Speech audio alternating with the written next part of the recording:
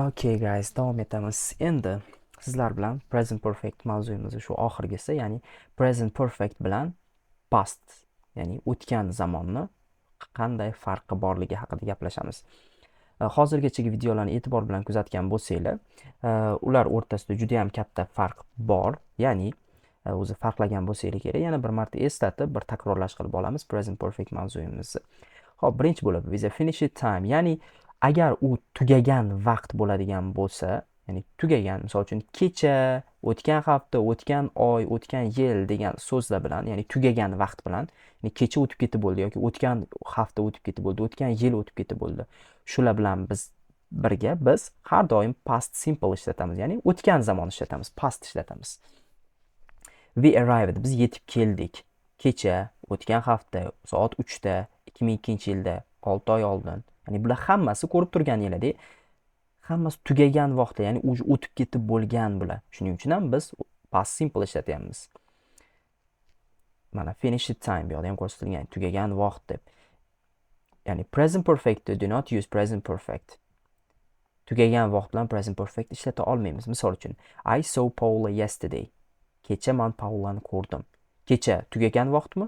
Albatta o'tib ketgan, ya'ni kecha deyapmiz, ya'ni o'tib ketib bo'lgan, ya'ni biz hozir bugunda turibmiz, kecha deyapmiz. Shuning uchun ham biz aytolmaymiz, I have seen deyolmaymiz hech qachon. Nima uchun? Chunki tugagan vaqt bilan birga ishlatyapmiz, shuning uchun past ishlatganmiz. O'tgan zamon, ya'ni where were you on Sunday afternoon, ya'ni yakshanba kuni obeddan keyin qayerda edingiz? Yakshanba kuni obeddan keyin o'tib ketganmi? Albatta o'tib ketgan. Where have you been, ya'ni qayerda bo'ldingiz deyolmaymiz bu yoqda. Ya'ni tarjimasi deyarli bir xil bo'lsa ham, lekin mana bu Sunday afternoon tugagan vaqt bo'lgani uchun ham biz present perfect ishlata olmaymiz. Yoki we didn't have a holiday last year, o'tgan yili o'tib ketgan vaqtmi? Albatta, shuning uchun ham biz did ishlatamiz. Did bu past simple hisoblanadi. We haven't had deyolmaymiz hech qachon. Yoki what did you do last night, last night o'tib ketganmi? Albatta o'tib ketgan, shuning uchun ham past simple ishlatiladi. Xo'p, endi past simple qachon ishlatamiz? Agar kimdir bizga savol bersa, agar savoli when yoki what time bilan boshlansa, biz albatta past simple ishlatamiz, ya'ni o'tgan zamon ishlatamiz.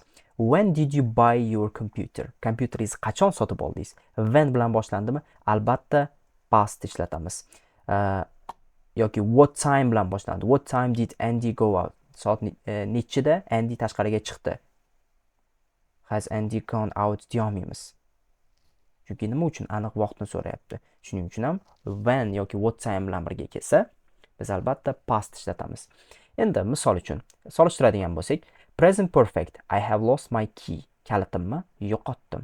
Yo'qotib qo'ydim, ya'ni I can't find it now, ya'ni natijasi hozir kalitimni topa olmayapman. Endi o'tgan zamonda I lost my key last week. Last week turibdi, ya'ni kalitlarimni yo'qotdim. O'tgan hafta, o'tib ketgan. Shuning uchun ham past.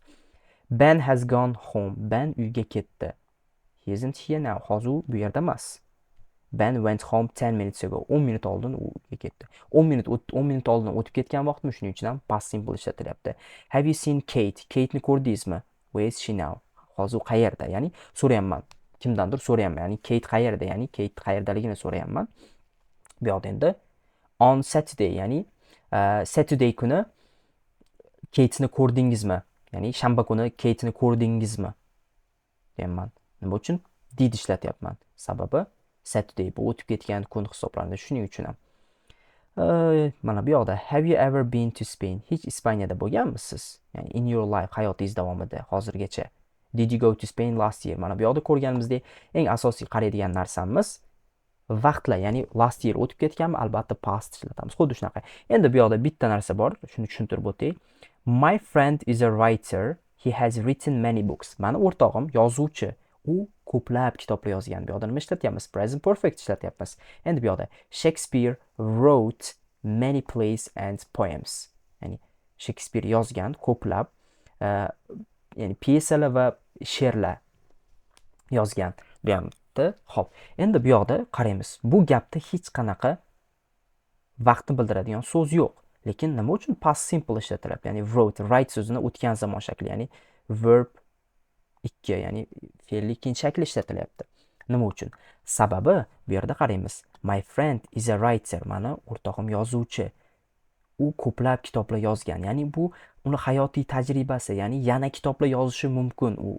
U tirik, hali o'lmagan. Lekin bu yoqda Shekspir nima bo'lgan?